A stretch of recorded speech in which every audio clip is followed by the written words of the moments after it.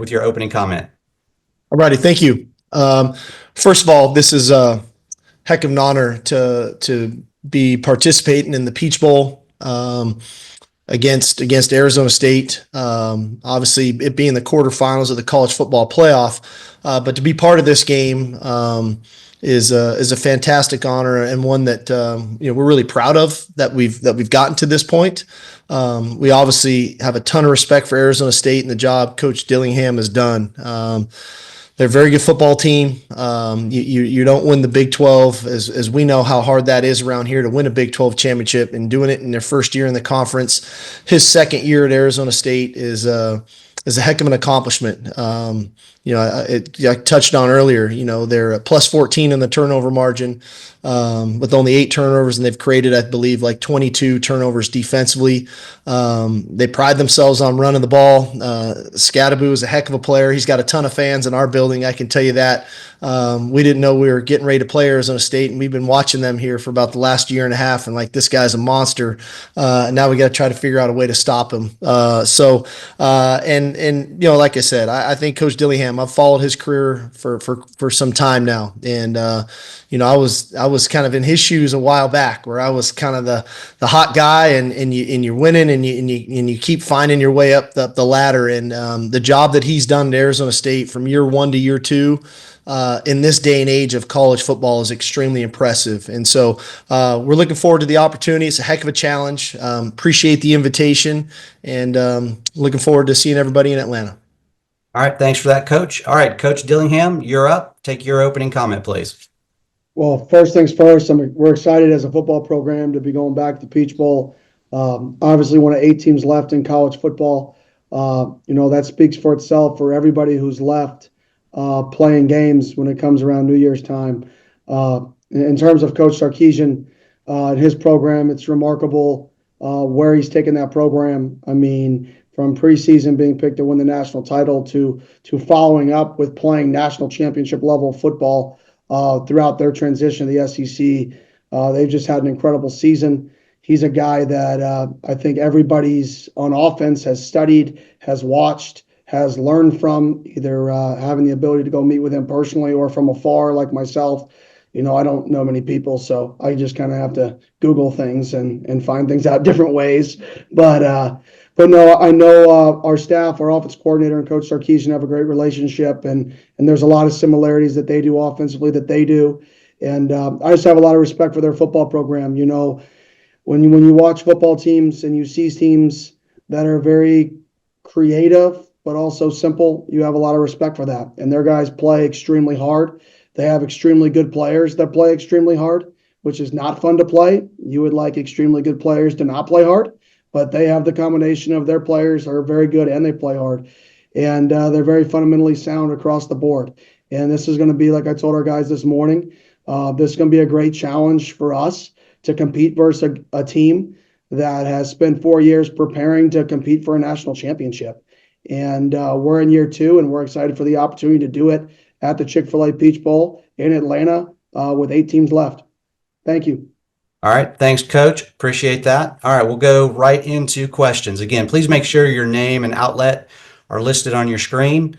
Get your hand raised to get into the queue, and we will lead off with Terry Middleton. Go ahead, Terry.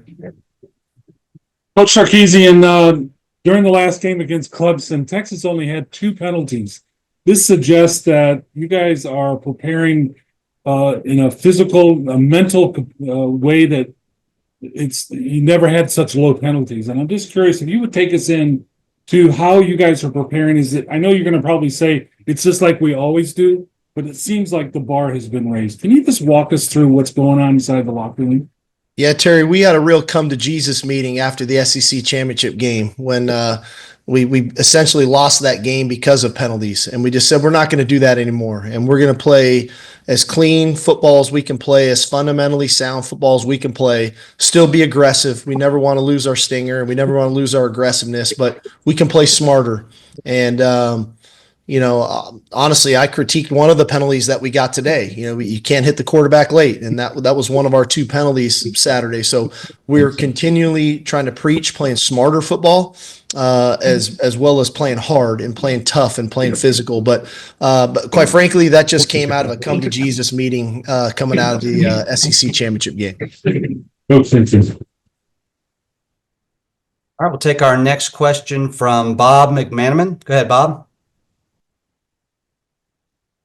Yeah, this is for Kenny. Coach, you mentioned Google. I don't think you needed to use it to remember Frank Cush, but I'm curious if there's things from the Cush era when he started, was at that Peach Bowl in 1970, and if the influences from him at all and the legacy he left, is that something you've kind of embraced a little bit into your own formula of success here as you get started?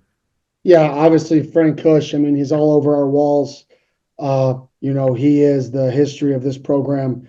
He's a big piece of the history of this program, and he's a big piece of the president of the program. And his toughness that he instilled in the football teams that he coached here are something that those guys still live with. Those guys are better people because how Frank Cush coached and how challenging it was to play for him and how much his guys loved him. And I would hope in 10, 15, 20 years from now, our guys have a very similar feeling about myself and our staff, that we impacted their lives far beyond the game of football. Thank you. All right, we'll take our next question from Josh Newman from Lone Star Live. Go ahead, Josh. Yeah, hey, Steve, you said Saturday night that Cam Williams was on his way to have an MRI. How did that go? And then behind that, just now that you've seen some film, what did you think of the way that Trevor Goosby played in place of Cam Saturday night? I'm going to make a joke here, and it has nothing to do with you, Josh. I'm watching Judge Judy at the bottom of this Zoom right here. I'm not sure who's got that cooking, but it's kind of me, I swear. Anyway, sorry, Kenny, I apologize, but so Cam, again, not as serious as we thought. Again, that was more of a precautionary MRI, so we feel comfortable about that. I thought Trevor did a really nice job. I highlighted him this morning with the team. They had an elite defensive end, first round draft pick defensive end. I thought he held his own, more than held his own. And for a guy to think, he's been a backup all year, and against A&M, 7 plays in, he goes and plays left tackle in that game, plays left tackle against Georgia. And then he thinks, okay, I'm back as a backup. And then, in this ball game, in the second quarter, he gets thrown in at right tackle against a pretty good pass rusher, a couple pretty good defensive ends from Clemson. So he's been kind of thrown to the fire here pretty good. And I got to give him a lot of credit. He's held his own. He's shown not only the physical fortitude, but I think the mental fortitude, the mental toughness when he's been going against some pretty elite players. So I've been proud of him.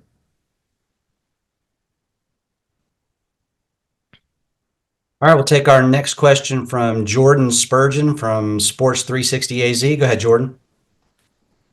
Yeah, hey, this one's for Kenny. As you've kind of settled in and navigated, for the first time as the head coach an extended season, how has it just gone for you with balancing portal, prepping for this game specifically? I mean, where are you at mentally? Obviously, you're dialed in and fired up, but mentally, how has that been on you? Yeah, well, Coach Sark, I too am watching Judge Judy, just so you know. I see it as well. So no harm taken, but yeah, it's absolute chaos. Anybody who says it's not chaos is lying to you. The world we live in right now is chaos, but you're either going to embrace it and respond to what's pitched to you, or you're not. And nobody's going to care. Nobody cares what happens to you. They care your response to what happens.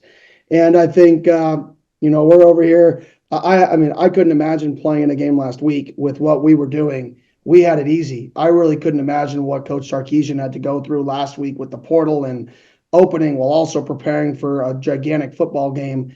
And but for us, it's been a great challenge balancing it all. And I have no clue if we're doing it right. We'll find out here in about 6 months and a year if we did it right. We'll find out in 10 days if we manage this 3.5 week break right. And regardless if it's good or bad, we'll learn from it. We'll grow. We'll get better, and we'll respond. All right, next question will go to Danny Davis from the Austin American Statesman. Go ahead, Danny. First off, I'm kind of entertained by this Judge Judy going on here, but it's both Steve and Kenny. I guess you guys would have ran into each other at an Iron Bowl, but what is something you kind of observed about each other's careers? I know you touched a little bit on it in your opening statements. Yeah, no, I think from Kenny's perspective, he's obviously a very bright football coach, and he's been around other really good football coaches. And I've been fortunate that same way as well in my career. As I grew up, playing for Norm Chow, and then, starting my career at SC with him being the coordinator, and then going to work for a Norv Turner, and still all the while being around a Pete Carroll. And then later in my career, getting around Coach Saban. I think Coach Dillingham, same thing. He's been around some really good coaches, but you can see his, how innovative he's been. I've whether he doesn't know it or not, I've watched his stuff a lot too. And not only when he was been a coordinator from an offensive perspective, but really as a head coach. And, people don't know this, that Washington probably should have lost to Arizona State a year ago. And we watched that game very closely because of playing Washington in the playoff.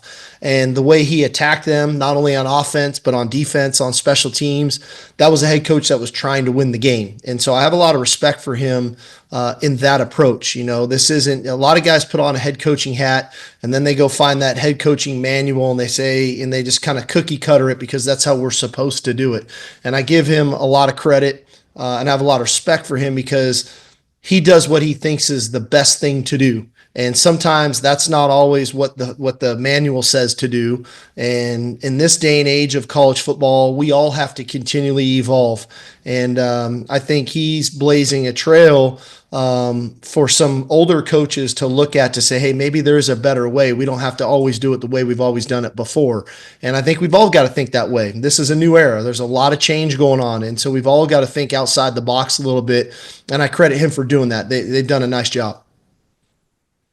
Yeah, in regards to Coach Sark, I was a high school coach when he started his career as a head coach, and the way he's evolved offensively, there's a lot of good offensive schemes out there, and then there's offensive coaches who change their scheme and are constantly getting better. And I think that's something that he's done as good, if not better, than anybody in the country. Is if you turned on his tape from 10 years ago, it's going to be unrecognizable to his tape right now. And that is very challenging to do when you're successful. When you're successful, you want to keep doing what got you successful. And it's very challenging, in my opinion, to be humble enough to constantly, continually adapt to the current landscape of the rules. You can't cup block on the perimeter, right? To RPOs and how they change the game in terms of substitution patterns. And now you can slow teams down that sub late. You couldn't do that 15 years ago. Like, he has always adapted with the game and almost been ahead of the curve a little bit. And that's really challenging to do. And it's a testament to, one, how hard he works, because you can't adapt unless you study. So he's always studied, and I've always been able to kind of steal a few things from him. I really remember when he was at Washington and way back when, he was a big FIB guy. And he was one of the first people to really dive into FIB and challenge people with how they play the big nickel and what to do. And I was like, well, what is he doing? This makes no sense. I couldn't process it. I was trying to learn it. And but all of that stuff that he's done, he's just constantly evolved to get to why he's where he's at right now, which is one of the best offenses in college football. And I think that same philosophy he carries over as a head coach in terms of, there's no stagnant. People aren't stagnant in that program. And I think you can see that his offensive philosophy is becoming the program philosophy, it's pretty impressive when you are young, innovative, and you continue to evolve throughout your entire career. And just got a lot of respect for him. All right, we'll go next to Joe Cook from Inside Texas. Go ahead, Joe. Steve, you're going to look across and see a lot of guys who are in your building. How does that change, and what's that like, especially in a game like this? And then for Kenny, similar thing. A lot of guys in Burnt Orange are now playing for your team in Tempe. What will that be like for those players? I think this is college football in 2024, and moving forward. It's almost got a little bit of an NFL feel that way, and I'm happy for all those guys, especially the guys that are having some success in Coach Dillingham's program. In this day and age of college football, it's about creating opportunities for our young people, and the way the transfer portal works, and when new coaches get jobs and half their roster, I'm sure when Kenny took over at Arizona State, jumped ship, and now he's trying to fill his roster. And so that creates opportunities for other players and other programs to maybe go there and contribute and find a role that's different than maybe their role was here, and vice versa for that matter. And so I'm happy for all those guys that they had this opportunity. You transfer schools and you never know. Wait, am I going to transfer? Do I have an opportunity to get in the college football playoff? Are those things a reality? And for them to be, in the quarterfinal of the CFP, I'm really happy for those guys. And so, I know our players are, they were kind of talking about today, so-and-so, oh yeah, so-and-so, the names started popping up again today. So, but I do think that's the era of college football where we're at now. It's 2024. The portal's alive and well. And 2025 is going to roll around. There'll be more faces moving around. Yeah, I couldn't agree more. That's the nature of the beast right now, is people will be moving around. You'll be playing your former teammates. And at the end of the day, we're playing in the Peach Bowl with 8 teams left. If that is more energy, then something's wrong with you. If you need external factors to get excited to play in this game, you're at the wrong program here. We want people who are competitive. Where's 8 teams left in college football? This is about competing versus one of the best teams in the country in the Peach Bowl. And all 120 of our guys get to go. All 120 of their guys get to go and experience what college football is about. And that's competing in one of the biggest bowl games. All right, next question will go to Eric Henry from 247 Sports. Steve, the other night, Gunnar Helm set the program record for receptions, season record for receptions by tight end. I wonder if you could just talk about Gunnar's role, his ability in your offense as a safety blanket for Quinn and for Coach Dillingham. Just general thoughts on Gunnar as a player. Yeah, so Gunnar, I think we all know the path, his journey, the development that he's had in our program. I'm super proud of him. What I like about Gunnar is, he's a really versatile guy. We rely on him to block the Syria. He has some tough matchups against some of these 6 techniques that he's blocking. He had a couple tough matchups the other night when they moved the 3 technique out to defensive end. It was not a favorable matchup, but he fights for us in the C area and he does a great job. He's a really good play action pass tight end where we can find voids for him. But he also has evolved his game now into a down the field threat and a guy who can make plays with the ball in his hands with yards after the catch. And I do think his catch radius is a positive of his, and I think Quinn trusts that from him, that he's going to be where he's supposed to be, and that his catch radius is what he is, and so he can place balls in certain spots that he knows maybe if Gunnar doesn't catch it, it's probably incomplete. And they've just got good rapport. They've been together for 3 years now, and I think there's a lot of trust there.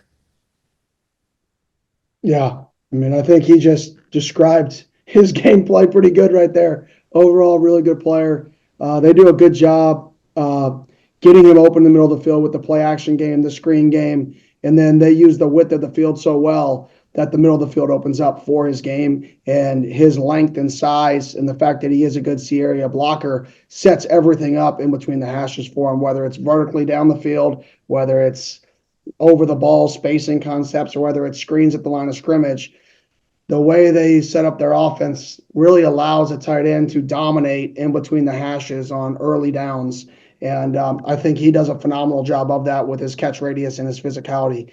And then he's dynamic. He catches the ball. He has great contact balance when he catches the ball. He's not a tight end that's clumsy and catches it and falls. He catches it and extends completions, which is something that you never like to see when you're going versus a tight end. You want those guys to catch it and fall. You don't want him to catch it and run. And that's something that he does really well. All right, next we'll go to David Eckert from Austin American-Statesman. Yeah, appreciate it. Real quick for Steve. Do you guys expect to have Isaiah Bond available for this game? And then for Kenny, I'm just curious. Obviously, you've got an elite running back, going up against an elite defensive line. What's the key to setting him up for success in that matchup? Yeah, I think, like I said, going into last week's game. I think Isaiah continues to make really good progress for us. Obviously we're quite a ways out, so my goal is coming out of Christmas here that progress continues in a positive direction, then we can see where it goes from there. Yeah, and obviously we got to get Cam going in some way, shape, or form. Everybody knows that. You got to get your best players the ball. They know that. It's not a secret. And they do such a good job being fundamentally sound and just defeating blocks. And that's going to be a great challenge for us and our offensive staff is creating angles, creating leverage to give our guys an advantage to get Cam started and at least get him to second and third levels of players where he can win one-on-ones and not getting stopped at the line of scrimmage, obviously. But they do just such a good job fundamentally moving D linemen around. Not big tweaks, but minor tweaks throughout a game plan to take advantage of your running game. And like I said, I think that's why they do a good job defensively is small changes are what good coordinators do, not big changes. And they're a team that's filled with small changes within a game plan. And we got to find ways to get into the second and third level. It'll be a great challenge. Appreciate it. Thanks. All right, we'll go next to Blake Neiman from Sun Devil Source. Go ahead, Blake. Hey, thanks so much, guys, for taking some time. This is for both Steve and Kenny. Steve, you kind of started off giving some praise for Cam Scadaboo. If you could just further expand on what he does well and how that's going to challenge your defense. And then for Kenny, you've coached some elite quarterbacks in the past. What are your general thoughts on Quinn Ewers and the challenge he poses as a quarterback? Well, I think he's a really versatile player. I think when you first turn on Cam's tape, you're thinking you're just going to see Mike Allstat. You're just going to see this bruiser that's just running into the line of scrimmage and bouncing off of people. And then the more you watch him, you're like, man, this guy's got really good feet. This guy's got great contact balance. This guy, right when you think he's getting ready to run somebody over, he makes a miss. He uses a stiff arm. He's really good in the open field. He can run away from you. And then all of a sudden you're like, but wait a minute, this guy catches the ball really well out of the backfield. He's got, really good initial quickness after the catch to get vertical. And so he's a really versatile player. I was hoping he was going to be kind of a one-dimensional guy. When you just kind of watch Sports Center and different things but all of a sudden you start looking at the cut up of him and the explosive plays and how they're happening. His versatility is probably the thing that stands out to me the most. Yeah, and Quinn, obviously I recruited Quinn a little bit out of high school, so I got to watch him. He doesn't even know I recruited him because I had no chance to sign him, so I never really talked to him, but I watched him. And he's a phenomenal player. He's accurate, can extend plays, super intelligent. You can tell when he gets to the line of scrimmage. One of the things I don't think gets praised enough is smart quarterbacks that get you into good plays. And when you watch him play, you see him getting them into good plays consistently. And those are the dangerous guys. The guys that when there's 9 seconds left on the clock, checks you into a touchdown.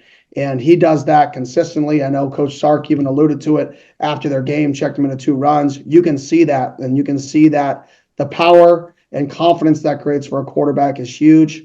He throws the ball downfield very accurately. And like I said, he makes people miss. I mean, in the pocket, he's hard to bring down. His pocket awareness is really high.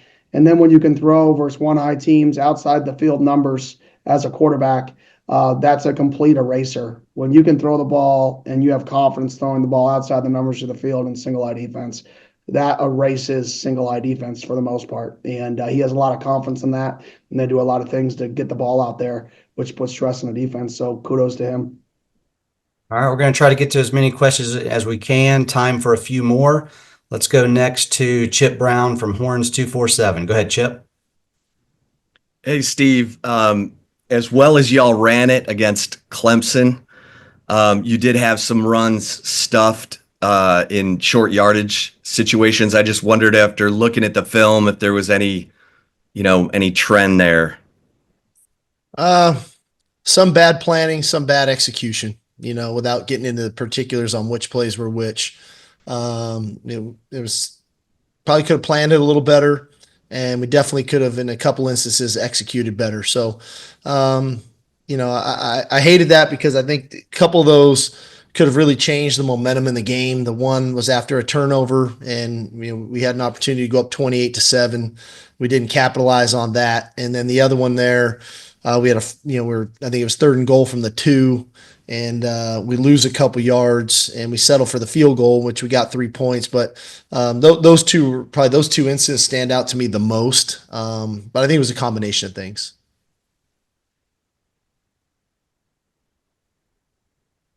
All right, let's go next to Roger Wallace from KXAN TV. Go ahead, Roger. Hey, Sark, this next couple of days, you turn the guys loose, how important it is for them to be with family this time of year, but also as a coaching staff, how tough is it to kind of see them scatter for a couple of days at such an important time? I do think it's important. It's been a long grind for us. We started August 31st. Went all the way through the SEC championship there, and had a couple weeks, and we took a few days before the Clemson game, that first week, to get ready for Clemson. We felt like the formula worked pretty good. We felt fresh, we felt fast, we felt physical. I thought the guys had a good grasp of the game plan. And so coming out of this week's game, coming back to work Sunday, Monday, and then giving everybody a couple days for Christmas felt like the right thing to do. We'll get everybody back to 26th, and we'll go to work. That part of that is, we're in year 4, and this is, year 2, back-to-back years of being in the college football playoff. I think we've got people in our organization and players on our team who came here for reasons that this is part of the reason why they came, was to be in these moments. And so if I can't trust them now, then when can I trust them? There's 8 teams left, right? And we're one of the 8. And if I can't trust our guys for a couple days to go home and drink eggnog with their mom, then when am I going to trust them? So they'll be ready to go on the 26th. All right, we'll go next to Kobe Bronstein from House of Sparky. Go ahead, Kobe. Question for both coaches. It's been mentioned a couple times that the Sun Devil offense has the second fewest turnovers in the country with 8, and the Longhorn defense has forced the most turnovers with 29. So for Kenny, when turning on the tape, what has made the Longhorn defense so effective at creating havoc for opposing offenses? And then for Steve, what has made it so difficult for opposing defenses to turn the Sun Devils over on offense? Yeah, well, it all starts with pass rush. They get pass rush, they get tip balls. Their defensive line gets in throwing windows. And then their back end, obviously the versatility, they'll drop 8, they'll rush 4, they'll rush 5, they'll mix it up a little bit. And then the corners are sticky. I mean, they're sticky players. There's not much space. It sounds like a boring answer, but they're good. They're coached well. And when the ball hits their hands, they catch it. And then the pass rush, like I said, everything starts with impacting the quarterback. When you talk about turnovers, and they impact the quarterback enough, and they get enough tip balls to create some like bonus turnovers, I would call them, which are the tip ball turnovers. Those are like additionals. So, they're just well coached. They're where they're supposed to be. They're talented. And then those guys play hard, so they're around the football. And that's a good combination to create takeaways. I think on the flip side, when you look at it, I think when you have a runner carry it as much as Cam carries it, and to think as a team, they only have 3 fumbles on the year. And so to me, that tells me they practice, ball security, that you just don't not fumble the ball. You work at not fumbling the ball. You work on stumble bum. You work on, 2 hands on the ball in contact, not switching the ball. The ball's in their outside arm. That's fundamentally right when they carry the ball. And the second thing, I think the quarterback makes good decisions. I think he has only 5 interceptions on the year, so he's making good decisions. They've got a great plan. I know, obviously, with Kenny's background and Marcus Arroyo, the OC, those guys are really good football coaches. And so they put together good schemes, and you can tell the quarterback's really well coached up. He makes good decisions. There's not forcing throws. He trusts his guys to go make their plays. But at the end of the day, if you're holding on to the ball and then your quarterback makes good decisions, that's about all you can ask for. And they're getting that, so it's a credit to them. On the flip side, we know the issues it's caused us. We've had a strange year when it comes to the turnover bug that we've had, and it's come at odd times, and it can change the impact in games. And they've done a great job of controlling football games by not turning it over. All right, time for a couple more. Let's go to John. I'm not going to try the last name. John from Fox 7 in Austin. Is it High? It's high. It's high. Okay. All right, I got you.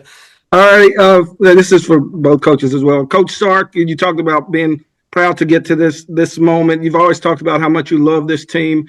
How much confidence do you have going into this game? And for Coach Dillingham, you say you're going against one of the best teams. Do you like your chances going into this one? Well, I'm definitely proud of our guys. You know, like I said, it's been a long season, and you know, having gone to the college football playoff a year ago and literally being inches away from playing for a national championship and knowing what the goals were coming into this season, and to be back in the college football playoff when four of us were in the CFP a year ago, but we were the only team that made it back into the college football playoff in an expanded version of 12 teams. There's a lot to be proud of, but mostly I'm proud of our veterans, our leaders, our seniors, because those guys went through 5 and 7 in year one. You know, they went through 8 and 5 in year two, and they didn't jump ship. They hung in there with us. They believed in what we were doing. Going into last year and not finishing it the way we would have liked, and then to get back again this year, I just think, like I said, it's a credit to the leadership on our team. This is a heck of a challenge. Like you don't like. You're not a conference championship team, especially in the Big 12. I want to remind everybody, like, we were in that Big 12, 27 years? We won 4, okay? This is their first year in, and they won a Big 12 championship. Like, it's a really hard thing to do. They're playing with a ton of confidence right now. The last 2 months, I think they're playing as good as football as anybody in the country, and that's a credit to Coach Dillingham and their staff and in building their team as they've gotten better and better as the years gone on, and it's clear as day to see when you watch the tape. So it's a heck of a challenge for us. Yeah, obviously, our guys are excited to go be able to compete versus one of the Blue Bloods and compete versus one of the best teams in the country. And like I said at the start, you know, you turn on the tape and the way they've recruited, the way they've coached this football team, this is a team that, you know, preseason could win a national championship. Last year could have won a national championship. This year can win a national championship. And all you want to do is the opportunity to compete versus the best. And I think any competitor, and regardless of what you do, you want a chance to compete versus the very best. And if you don't want to do that, then you're not a competitor. And I think that's what our guys are excited for, is that opportunity. And, you know, I'm excited to see our guys get out there and be able to do just that. Is, you know, we're 14-point underdogs, and rightfully so. Rightfully so. We're playing a really, really good football team.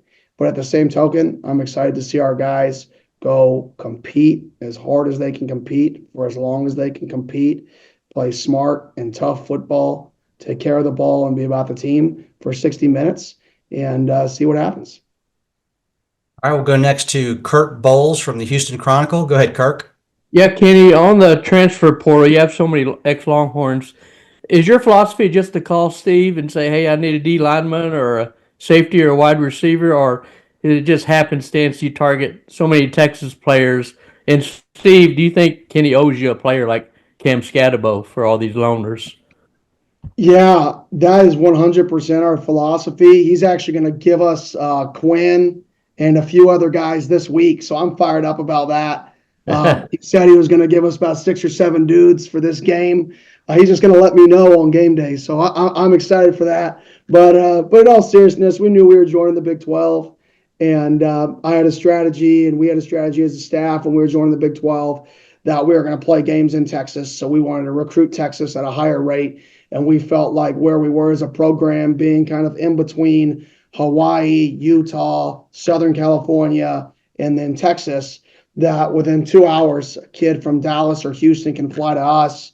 And that would kind of be our niche, is be a school that recruits both California, Utah, Hawaii, and also have a big state in Texas. So that was kind of our plan all along. And I will say this, the guys we've gotten from Texas and Coach Sark's program have been unbelievable. And that may be why we're going back. We've gone back to the well when some of their guys have hit the portal, is, you know, we know what we're getting when we're getting a guy from that program. And that's a guy who's worked really hard, competed, and been pushed. And those are the things that we like to bring in. Steve? Kirk, were you serious? No, I'm just kidding. No, you know, in all reality, I wish I would have discovered Cam when he was transferring the first time around. I was unaware. So kudos to them. They found him, and he's a heck of a player. Thank you. All right, we'll take our last question from Thomas Jones from Austin American Statesman. Go ahead, Thomas. Good afternoon, guys. Hey, for both of y'all, you can look back on the regular season now a bit, and what were some of the biggest challenges competing in a new conference? But also, what were some of the benefits of kind of being the new kid on the block? Coach Dillingham, start with you. I think one of the challenges were the environments. You know, you were not used to getting tortillas thrown at us at Texas Tech. You know, you're not used to some of these environments. When you're in the Pac-12, you're playing in Seattle, you're playing in LA, you're playing in Salt Lake City, you're playing in different environments. We got to face a lot more, small college town football with really, really great environments. Some of the advantages were, people didn't know much about us. People hadn't played us in the past. So we were a little bit different. And obviously, I think that's part of, we have 60 new guys on our team from last year. So even if we would have been in the league, would have been a different team. But it was definitely fun to join a new league, a league as passionate as the Big 12 is for football, a league whose roots are in the state of Texas, which everybody knows Texas high school football is some of the best high school football in the country. And to be able to create a footprint in the state, or try to create a footprint as much as we can in the state, is something that I truly believe in. Yeah, I think the challenges for us were probably very similar to Coach Dillingham's in that, we went into some tough environments. We renewed, 2 rivalries with Arkansas and A&M, and going on the road to both of those were obviously very challenging. But again, on the flip side, I do think being the new kid on the block, there were, maybe we weren't exposed to them as much. And so they had to do a little bit more research on us. When I really felt like in the Big 12, we really had to recreate ourselves every week, because we so many common opponents, so many similarities from a defensive perspective, especially where you almost had to recreate stuff week in and week out. Where this year around in the SEC, little different style of play that I think was challenging, but probably the most challenging thing for us more than anything was just dealing with some of the unfortunate injuries that we had and managing those things and what that looked like. And I don't think that was a direct correlation with being in the SEC. It just happened to be our first year in the SEC in managing some of the injury bug that we had, especially on the offensive side of the ball. All right. Thanks for that, Coach. Again, thanks to both coaches for the time today. Appreciate you guys taking the time to be with us. We'll let you guys get back to work, and we will see you both in Atlanta really, really soon. All right. Thank you. Thank you. All right. Thank you, coaches. For the media on the call, just as an FYI, we'll have the download link and the transcripts from the press conference today available on the media downloads page on our website. So you can access it there. We'll get it up as soon as we can. I'm going to spend the rest of the day trying to process all of the Texas credential requests. So once I get through those, your group will get the link to book into the media hotel and our media schedule. There's been some changes to it. So Arizona State media who've already been approved, and you've gotten a media schedule, be on the lookout for a new media schedule that has a few adjusted times that will be available later this afternoon. Any questions from anybody before we let everybody go? Hey, Matt, it's Roger in Austin, Texas. Yeah, Roger. The format for the press conferences and stuff, are we allowed to shoot, or do we just take a feed? You're talking about, which ones are you talking about? You're talking Both about the coaches one on Tuesday, and then the post game. On you talking about media day? No, don't the coaches have one on Tuesday morning, the 31st? Yeah. Oh yeah, the day before, right? Sure. Yes. Yeah, absolutely. You can, big ballroom at the media hotel. You absolutely can record that yourself. Okay, and then post game for what can we shoot and what do we have to take feeds from? Post game, you can shoot the press conference yourself in the press conference room. But during the game, you'll have to Yeah. take the ESPN feed from the game. Right. I was wondering about post game. All right. So we can shoot all the post game ourselves. Absolutely. Very good. Thanks. Okay. Any other questions? I have a question. This is Bobby Burton. What about Bevo? Are we going to find out if Bevo is able to go to the stadium? We're still working through that. It's going to be difficult.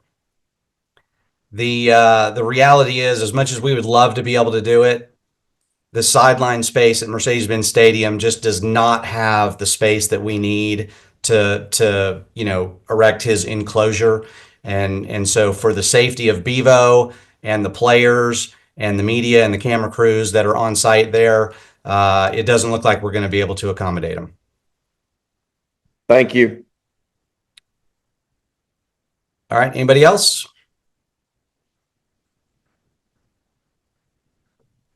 Matt, Yes. how many tickets does each school get? I believe it's 13,000 tickets per school. Okay. And what is the capacity, Mercedes? It's just over 72,000. 72. Gotcha. Thank you. I have a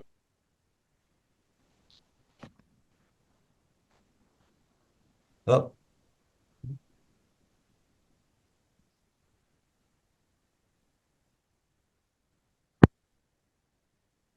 All right, is that it? All right, everybody. Thanks again. We appreciate you being on with us. Thank you. Thank you. Thanks, Matt.